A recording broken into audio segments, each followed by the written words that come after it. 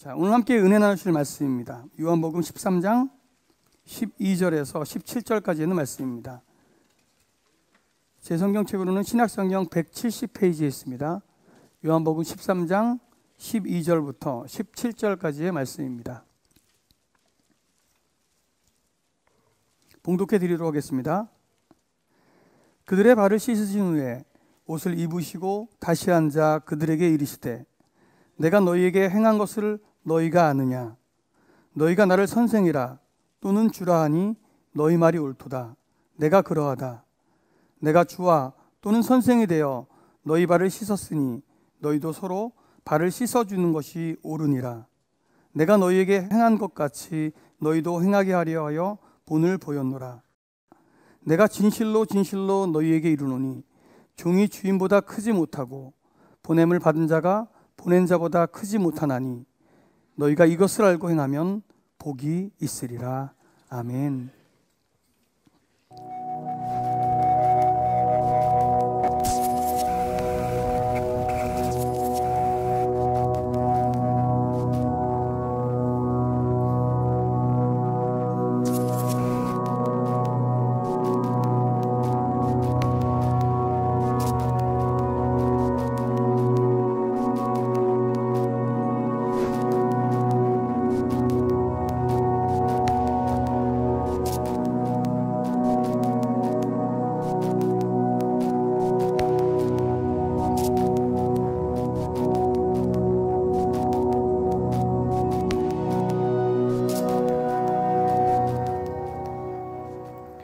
하나님의 사랑에 겨워서 하나님을 예배하는 여러분들을 주님의 이름으로 축복합니다. 자, 오늘 말씀의 문은 간단한 실험과 함께 열어보도록 하겠습니다. 왼손을 쓰시는 분들은 왼손을, 보통 다 오른손잡이시니까 자, 쓰시는 손을 이렇게 한번 들어보십시오. 한번 털어보겠습니다. 편안하게 릴렉스. 예. 자, 손아 편안히 쉬일지어다. 되게 보기 좋네. 그냥 하세요 계속. 보기 좋습니다. 네, 좋습니다. 예, 됐습니다. 팔 아프시죠? 자, 그 다음에 자, 손을 놓으시고 이마에다가 디귿자를 그리십니다. 디귿. 시작.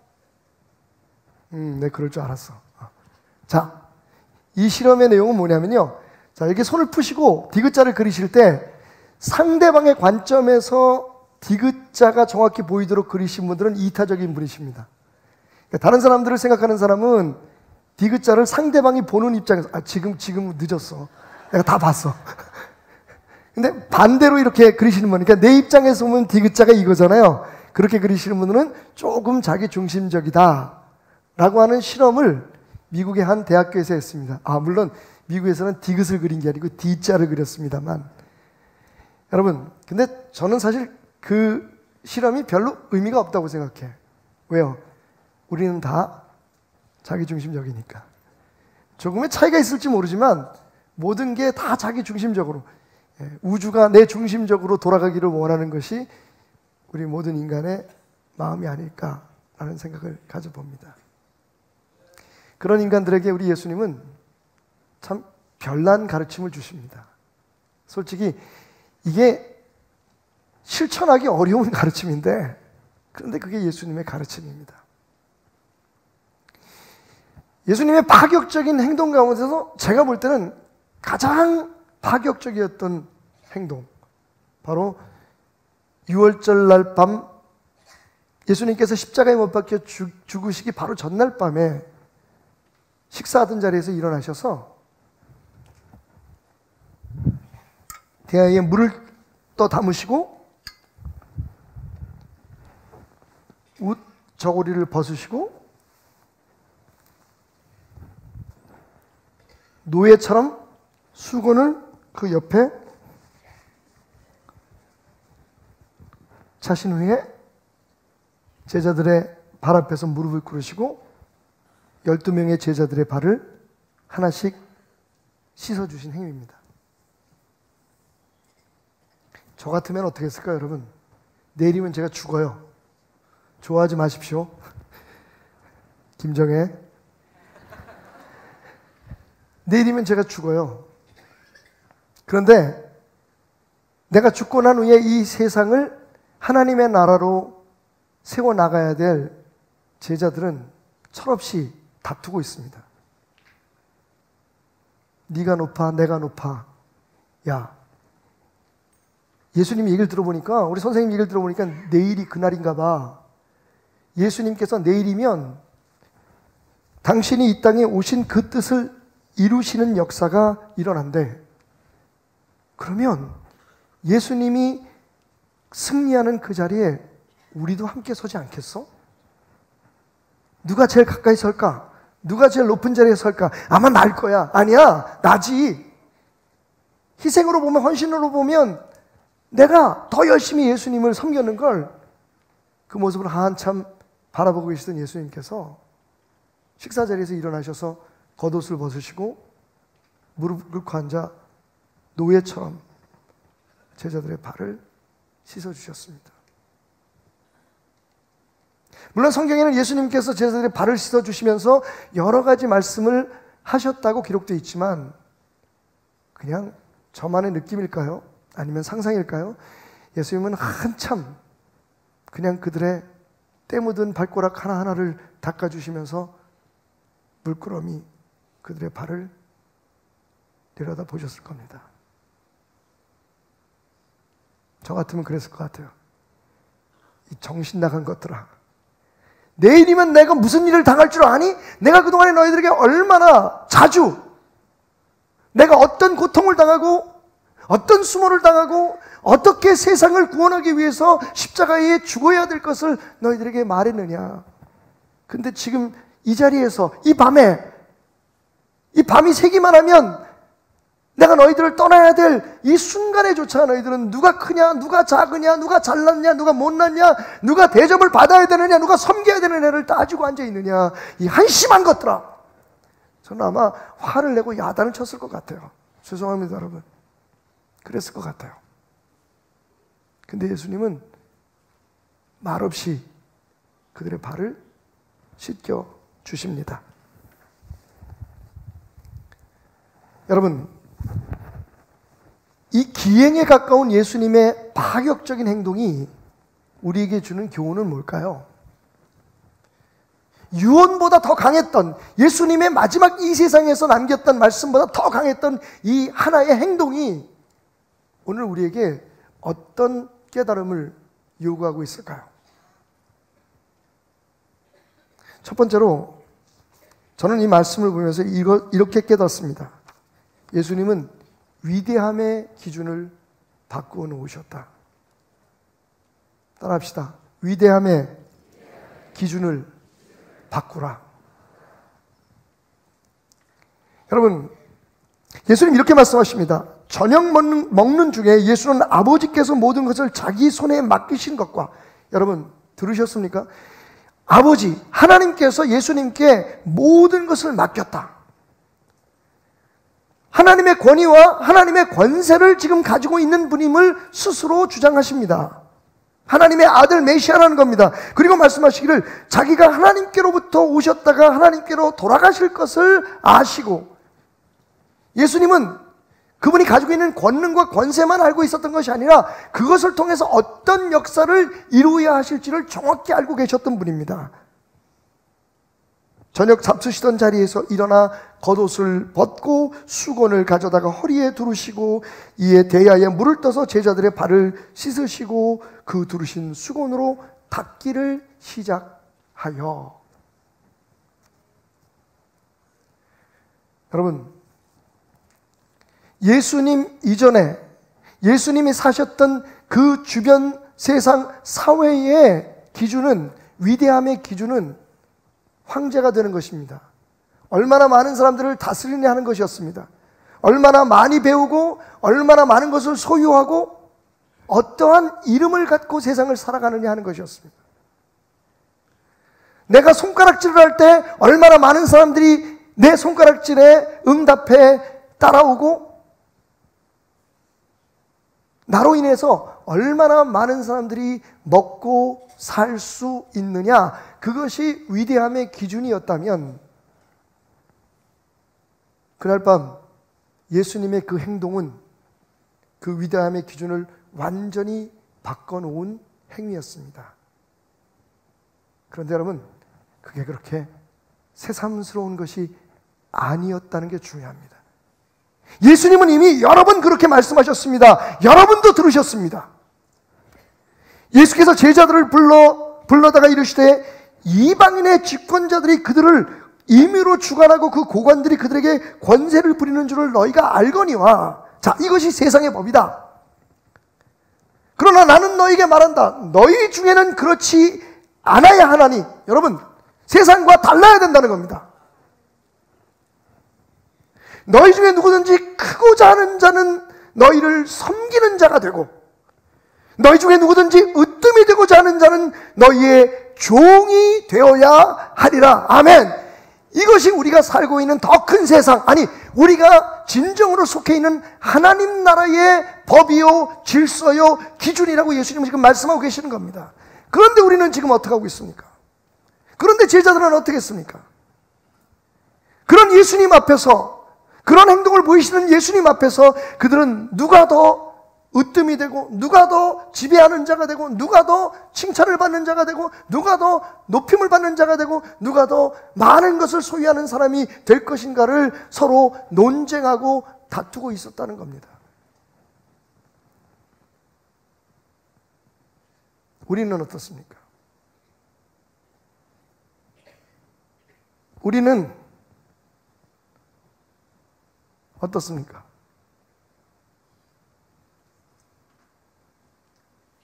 분명히 우리가 사는 이 세상에서 우리는 우리 나름대로의 꿈을 가지고 우리들의 목표를 가지고 성취해야 될 그런 욕구가 없을 수는 없을 겁니다.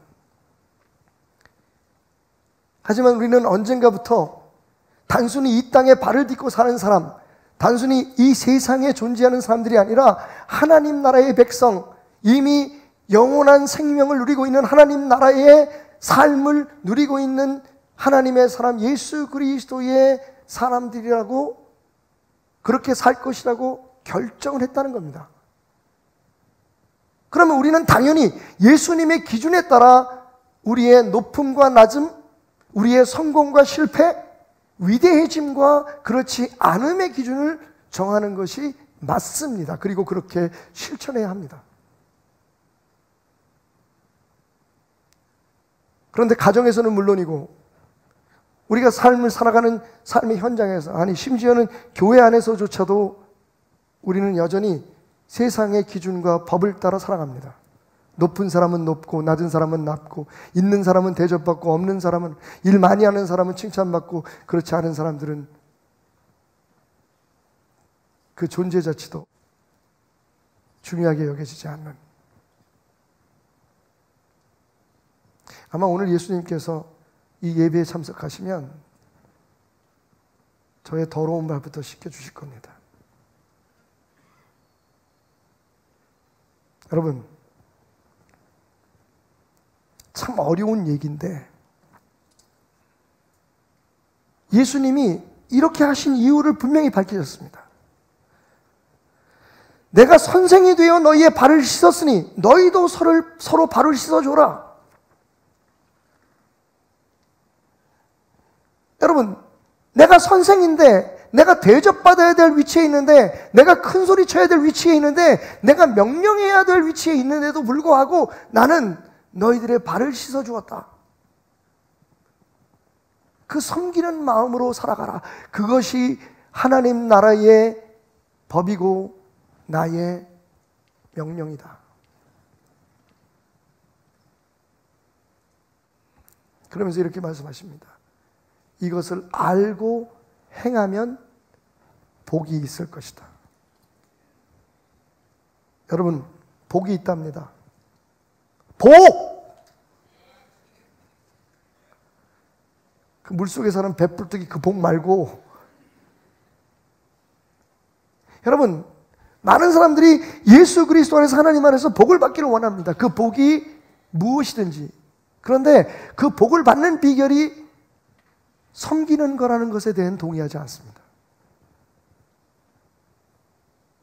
어떡할까요? 도대체 우리의 이 모순을 어떻게 해결해야 할까요? 얼마 전 한국에 가장 크다는 몇 개의 교단의 어른들이 법원의 판결에 의해서 그들의 자리를 잃어버리는 일들이 벌어졌습니다. 수억 혹은 어떤 분들은 수십억을 써서 그 자리에 올랐습니다. 그 이름, 총회장, 감독이라는 이름을 갖기 위해서. 근데 그 과정조차도 불법적이었다고 하는 판단을 세상에서 내렸단 말이에요. 하나님 법이 아니라 세상에서 내려서 결국은 자신들의 자리를 놓쳐버렸습니다. 미쳤습니다. 교회 안에서는 여전히 나는 장로야, 나는 권사야, 나는 목사다, 목사 중에서 나는 담임 목사야, 부목사들은 다 내 말을 따를지어다, 교회는 내 말에 순종할지어다. 여러분 미쳤습니다. 아니면 모르는 겁니까? 여전히 아직도 어떤 직분을 교회 안에서의 계급인 것처럼 그것을 얻기 위해서 다투고 분쟁하고 싸우고 하나님이 보시기에 아름답지 않은 방법들을 동원하는 그런 사람들이 있습니다. 정신 나갔습니다. 아니면 그들의 성경에는 그런 말씀이 없는 걸까요? 여러분, 분명히 예수님은 이 행위를 통해서 위대함의 기준을 바꾸셨을 뿐만 아니라 한번 따라 합시다. 호칭은 섬김의 기회이다. 그것을 우리에게 깨닫게 해주신 겁니다. 여러분, 큰 이름이 누리기 위해서 주어진 이름이 아니라 세상 사람들처럼 어떤 권위가 그 권위를 통해서 다른 사람들을 다스리고 다른 사람들을 자기 마음대로 뜻대로 이렇게 저렇게 움직이게 하기 위해서 주어진 이름이 아니라 그 이름은 하나님께서 우리에게 섬기라고 주신 기회요. 그 이름은 우리의 사명이라는 겁니다. 아버지라는 이름이 단순히 권위가 있는 이름이 아닙니다. 그것은 아버지로서 가족들을 섬겨야 된다고 하는 이름인 것입니다. 어머니라는 이름도 마찬가지입니다. 교회의 목사라는 이름이 그렇듯이 여러분 장로님, 권사님, 그리고 집사님, 안수 집사님, 이 모든 교회의 무슨 회장님, 부회장님, 이게 사람들 앞에 높임을 받고 사람들 앞에 인정을 받으라고 하는 이름이 아니라 섬기라는 이름이라는 겁니다. 자, 예수님의 말씀을 들어보십시오.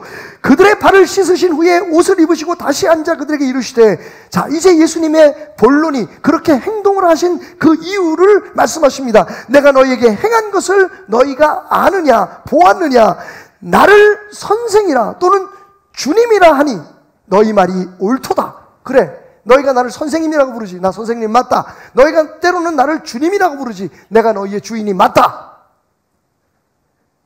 내가 그러하다. 내가 또 주와 선생이 되어 너희의 발을 씻었으니 너희도 서로 발을 씻어주는 것이 옳으니라. 여러분, 이거 누가 기대했던 말일까요? 누가 예수님이 이런 말씀을 하실 것이라고 상상을 해봤습니까? 예수님은 여러분 정확히 말씀하십니다. 이 말씀을 오늘 여러분 가정에 들어가서 초등학교 5학년, 6학년 여러분 손주에게 그리고 자녀들에게 읽어보고 그 뜻이 무엇인지 물어보십시오. 아이들이 정확히 압니다.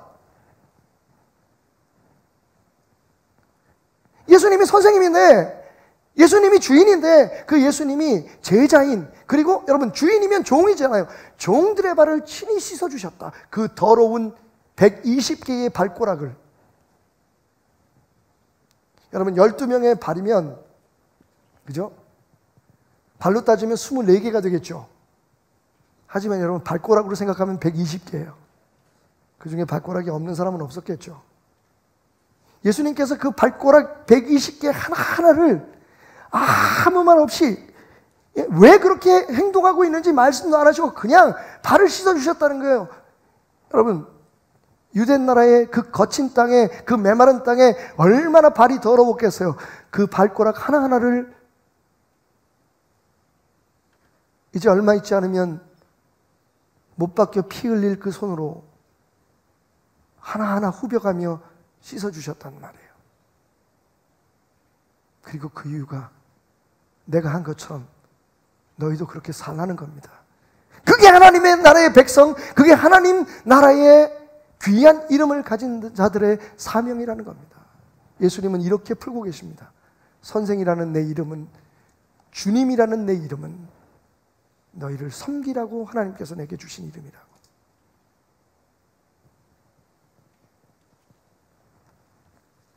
혹 오늘 이 설교를 듣고 감동받아서 집에 돌아가셔서 아내의 발을 씻겨주실 용기가 있는 분들은 안 계신가요? 매일 하지 않아도 돼요. 예수님도 평생에 딱 한 번 하셨어요, 이거.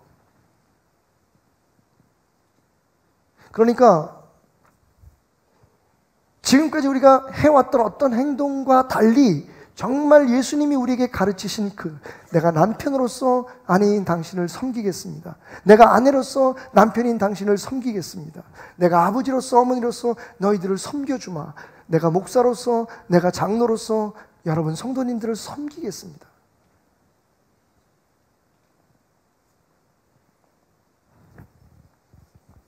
혹 오늘 여러분 가운데 집에 돌아가셔서 지난 설 정말 고생했던 며느리의 그 땀난 발을 씻어줄 시어머님 안 계십니까?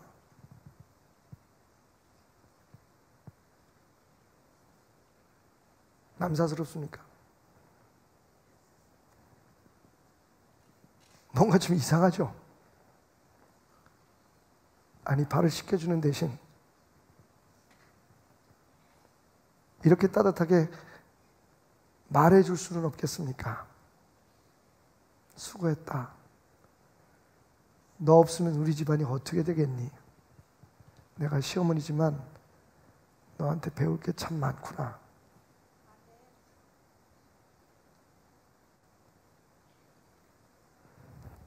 뭔가 잘못됐어요. 정말 우리 잘못됐습니다. 우리가 예수님을 몰랐다면, 우리가 천국의 백성이 아니라면, 그런데 어떡합니까, 여러분? 우리는 하나님 나라의 백성일 뿐만 아니라 하나님 나라의 축복을 누리며 살기를 원하는 사람들이 아닙니까? 그렇다면 그 축복을 누릴 수 있는 방법, 그 축복을 누리기 위해서 우리가 해야 될 일들에 대한 예수님의 말씀을 외면하면 안 되는 것 아닙니까?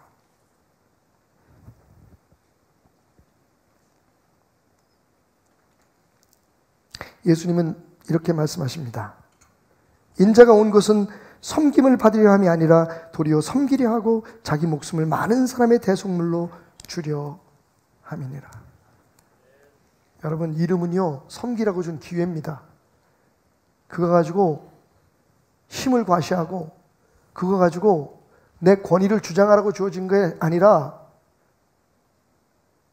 그 이름은, 그 호칭은 예수님의 말씀처럼 정말 세상은 이해할 수조차 없는, 흉내도 낼 수 없는 놀라운 하나님의 영광을 나타내기 위해 섬길 수 있는 특별한 기회인 것입니다.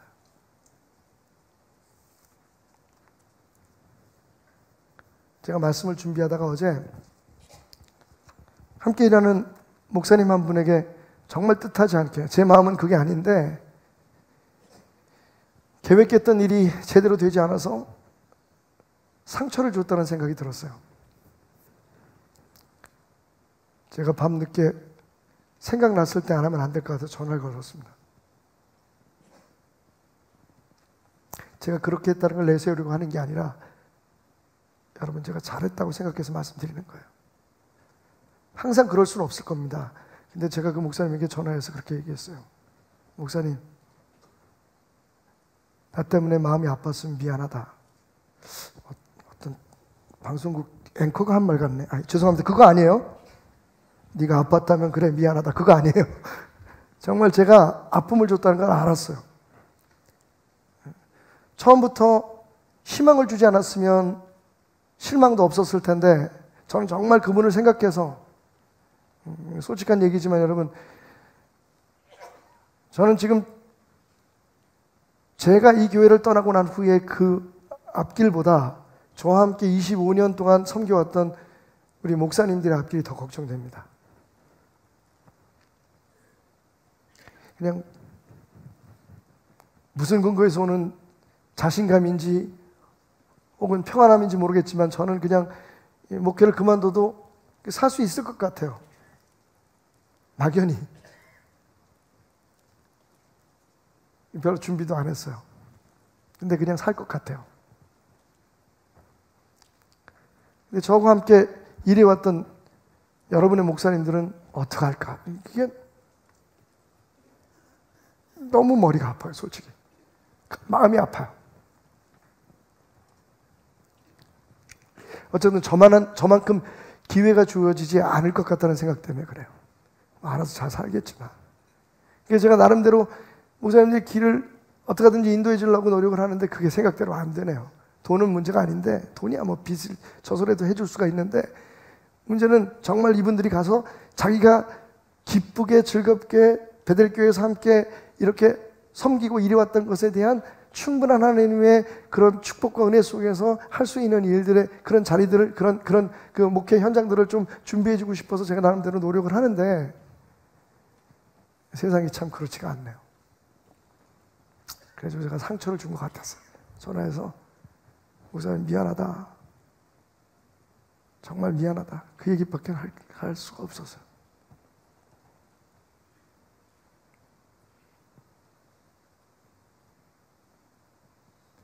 오히려 저를 위로하시더라고요. 목사님, 제가 그 몇 주 동안 참 행복했습니다. 목사님이 정말 저와 저희 가정의 앞길을 생각해 주시는 것 같고, 제 마음속에 어떤 계획과 기도 제목이 있다는 걸 목사님이 알고 계신 것 같아서 행복했습니다. 아무것도 해준 게 없는데, 아니 목사님,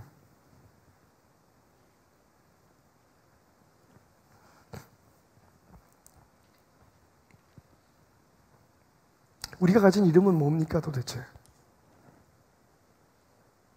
제가 가끔 인용하는 말이지만 어떤 드라마 보니까 이덕화 씨인가 그렇게 대사를 하더라고요.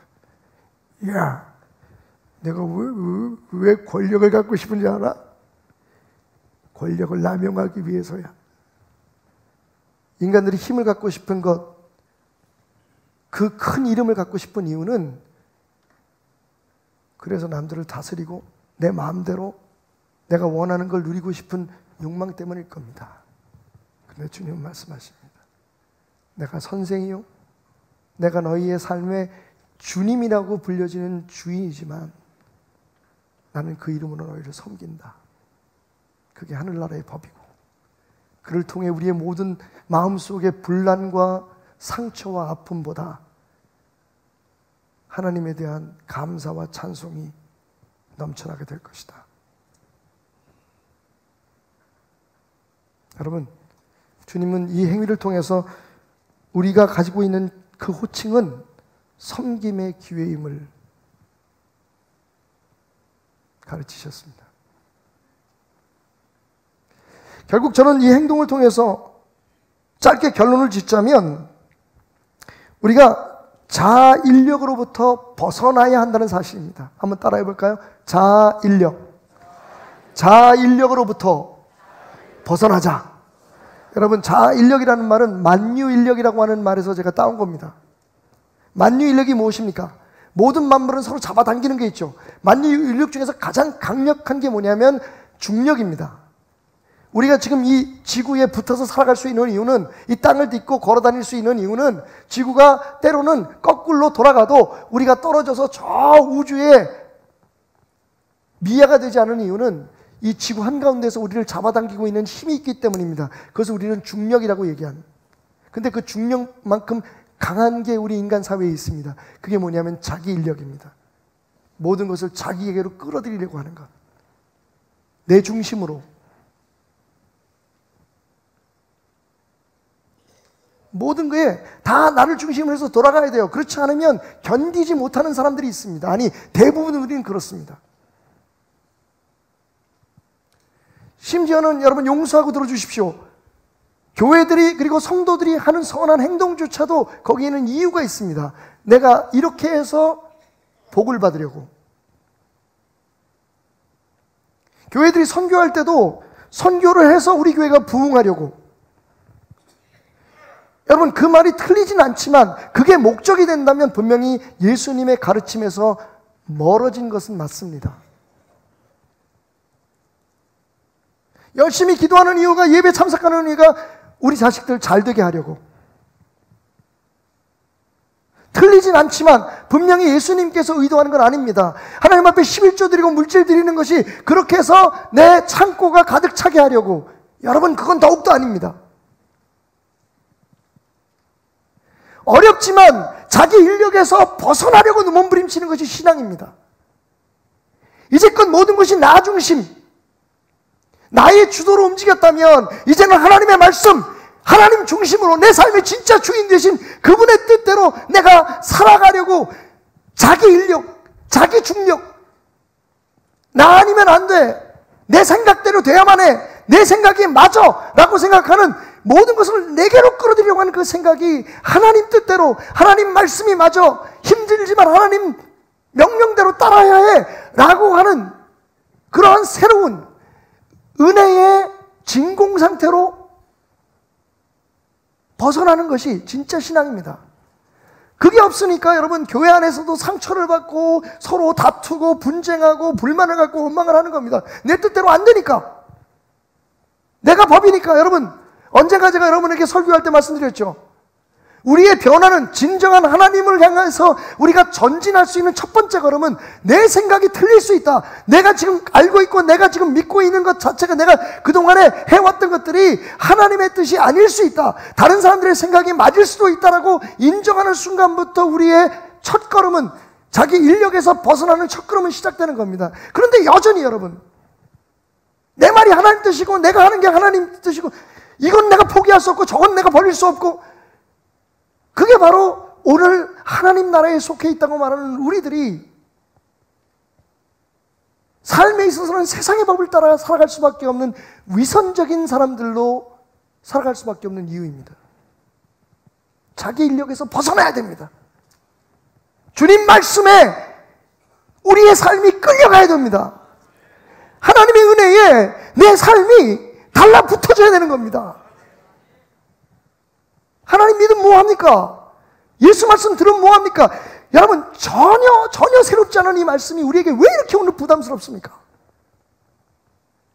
이렇게 많이 듣고 또 보고 보았던 그 말씀이 30년 40년 동안에 최소한 몇십 번은 들었을 법한 이 제자들의 발을 씻어주시면서 너희가 섬기는 자가 되라. 내가 선생이요 주가 되어서 섬겼으니 이건 본을 보이기 위해서 내가 한 특별한 행동이니 너희들이 그대로 본받아 섬기는 자가 되라. 하늘나라에서는 섬기는 자가 으뜸이다. 하늘나라에서는 종이 되는 자가 선생이다. 그렇게 가르치는 말씀을 우리가 못 들은 게 아닌데 실천하지 않습니다. 그래서 아마 예수님은 이 말을 붙이셨던 것 같아요. 알고 행하는 자는 복이 있다. 여러분, 우리에게서 아는 것과 행함 사이는 왜 이렇게 멉니까? 아니, 사실은 멀다기보단 암과 행함 사이에 가로막혀 있는 자기 인력, 우리 자신의 욕심과 욕망과 우리의 고정관념과 생각이, 그게 하나님 말씀인 줄 아는데, 그렇게 되면 우리가 가지고 있는 대부분의 문제가 해결될 수 있는 걸 아는데, 가정의 부부간의 문제도, 여러분 고부간의 문제도, 삶의 자녀와 부모 간의 문제도, 그리고 여러 가지 직장에서 일어나는 여러 가지 문제도, 교회 안에서 일어나는 분쟁도, 그게 바로 해결하는 시작점인 줄 알고 있는데, 여러분 알면 뭐합니까? 행함이 없으니 복이 없는 겁니다.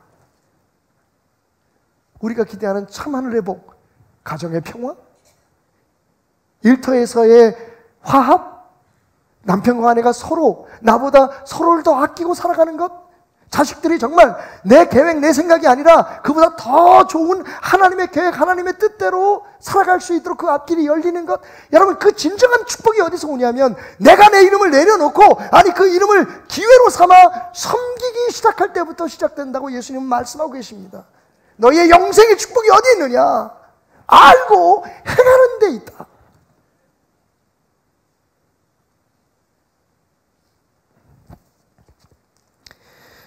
내 계명은 곧 내가 너희를 사랑한 것 같이 너희도 서로 사랑하라 하는 것이다. 여러분, 우리가 예수님의 사랑에 대해서 묵상하는 이유가 뭡니까? 내가 그런 사랑을 받았기 때문이잖아요.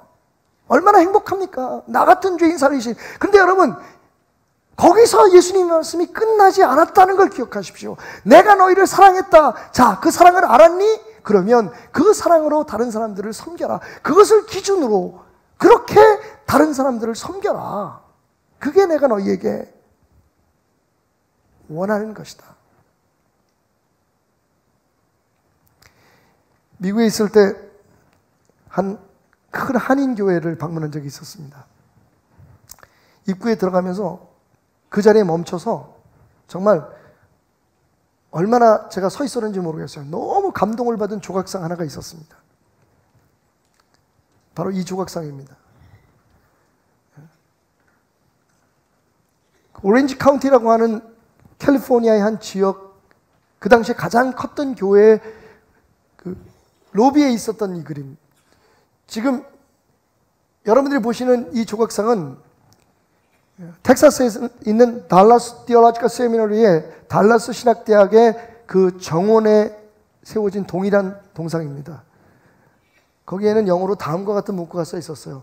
To see his face, kneel before Christ. 그분의 얼굴을 보기를 원한다면 그리스도 앞에 무릎을 꿇어라. 여러분, 처음 저 조각상 앞에 섰을 때 저는요, 숨이 멈추는 것 같았습니다. 내가 그동안에 보고 따랐던 예수님의 얼굴은 진짜 예수님의 얼굴이 아닐 수 있다는 것을 알았어요.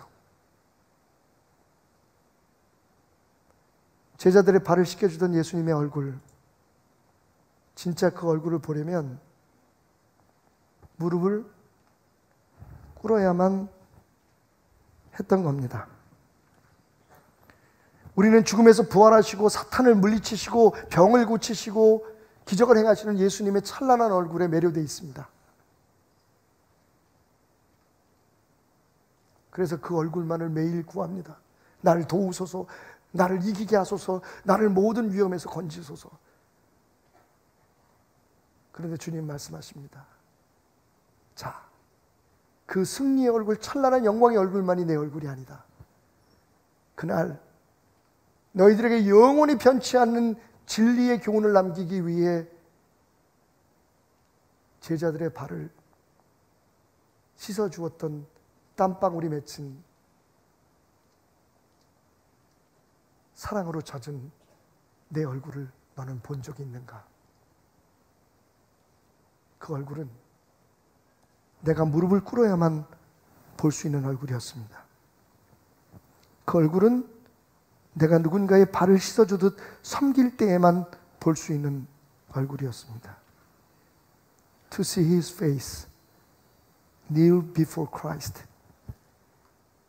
여러분, 언제까지 찬란히 빛나는 예수님의 얼굴만 보고 따라가시겠습니까?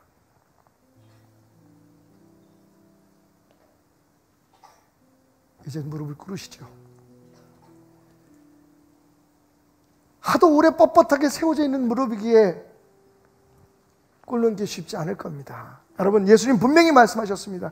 알고 행하면 복 받을 것이다. 의지가 필요합니다. 말씀드렸지만 예수님이 항상 제자들의 발을 씻어준 게 아니에요. 그날 그 행동은 옷을 벗으시고 무릎을 꿇고 노예들이나 하는 그 행동을 보이신 것은 예수님의 의도적이고 의지적이고 의미 있는 특별한 행동이었다는 겁니다.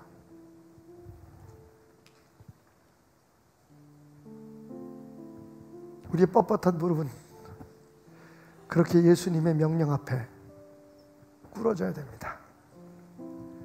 영광만 따라가고 대접받을 것만 생각하고 내 이름이 가진 권위와 그 영광에 매료되는 삶이 아니라 그 빛나는 예수의 얼굴 말고 날 위해 십자가에 못 박혀 축 처진 그늘진 그 얼굴, 머리에서 흘러내리는 핏방울로 잔인하게 얼룩져진 그 얼굴, 지금도 나를 섬기기 위해 지금도 섬기는 자가 되라고 제자들의 발을 씻어주며 교훈하셨던 그 더러운 발냄새에 억지로 참아내려고 찌그러졌던 그 얼굴,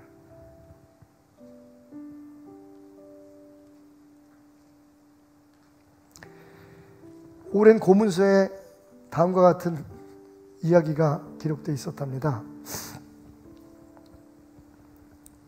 남편의 이름은 요셉, 그리고 아내의 이름은 아스낫이었습니다. 그 두 부부의 이름이 우리에게 보여주듯 그들은 이집트, 애굽에서 살던 유대인들이었어요. 어느 날 남편 요셉이 왕들의 무덤을 짓는 일에 동원돼서 힘들고 고통스러운 노동을 마치고 피폐한 모습으로 집에 돌아옵니다. 아내 아스낫이 달려나가 남편을 맞이하죠. 그리고 아내는 요셉을 의자에 앉힙니다. 의자에 앉은 남편의 발 앞에는 아내가 미리 준비해 놓은 따뜻한 물이 담겨 있는 대야가 있었습니다. 아내는 온종일 지친 남편의 굳어진 더러운 발을 물에 담그며 씻으려 합니다. 요셉이 벌떡 일어나 말합니다. 여보, 이건 아닙니다. 유대인의 법, 전통을 철저히 지키는 우리는 종이 아니면 다른 사람의 발을 씻어줘서는 안 됩니다. 친구조차도 서로의 발을 씻어주면 안 된다는 것이 우리의 율법이거늘 어찌 당신이 내 발을 씻으려고 합니까? 제가 씻겠습니다. 우리 집에는 종이 없으니까요. 그러자 밝게 웃는 모습으로 아스낫이 말합니다. 여보, 당신과 결혼하는 그날부터 당신은 내 삶의 주인이었습니다. 저로 하여금 당신을 섬기게 해주십시오. 그리고는 굳어진 남편의 발을 가슴으로 안습니다.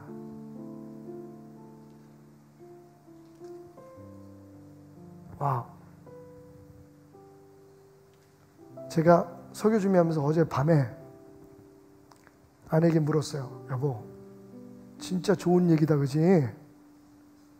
어떻게 생각해? 아내가 말합니다. 나는 반댈세. 왜 꼭 부인이 발을 씻어줘야 되냐? 예수님 말씀대로면 남편이 먼저 씻어줘야지. 그래서 그런 얘기가 아니잖아. 이게 지금 그걸 따질 때가 아니잖아. 나는 그래. 당신 내 발 먼저 씻어줘봐. 그럼 내가 씻어줄게. 결국 우리의 전쟁은 서로 등을 맞대고 자는 것으로 평화를 되찾았습니다.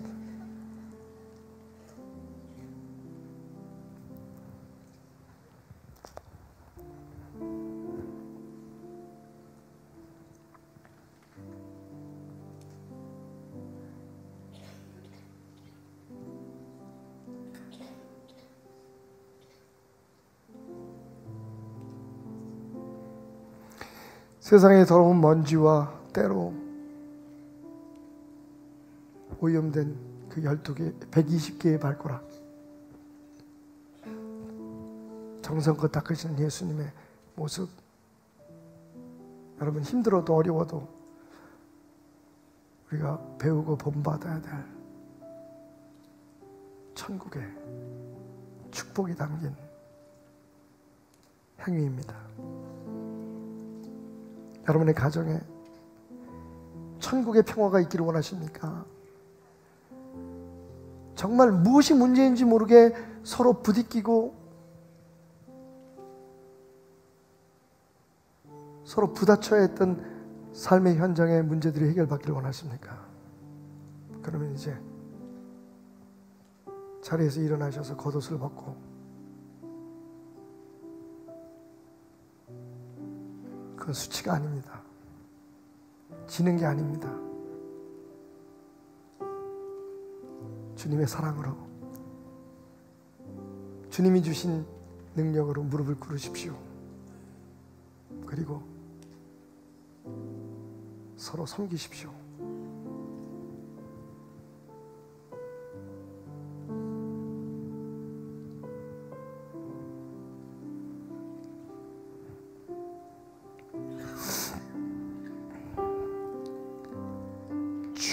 발 앞에 무릎 꿇고 그 사랑에 남기네.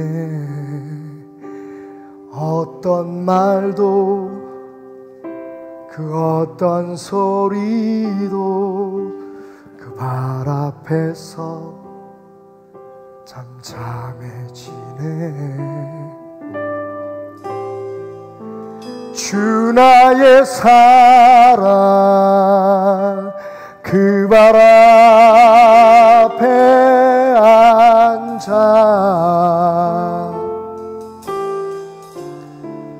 내 모든 기도는 사랑의 노래가 되네.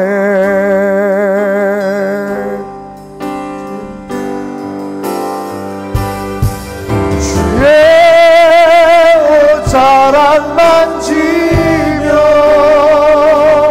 주의 두 발을 씻기며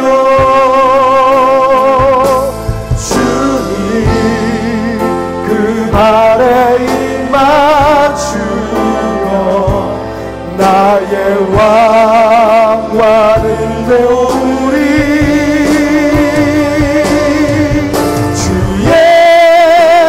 자랑 만지며 주의 두 발을 씻기며 주님 그 발에 입 맞추며 나의 왕